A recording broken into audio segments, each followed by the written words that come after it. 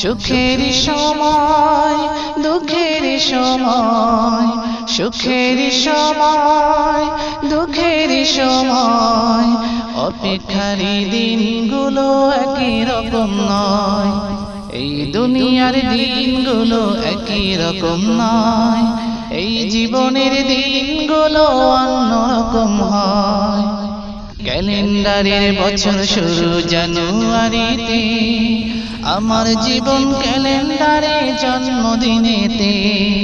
ডিসেম্বরেতে বছর শেষ হয় যে, আমার জীবন বছর তখন পূর্ণ নাহি হয়।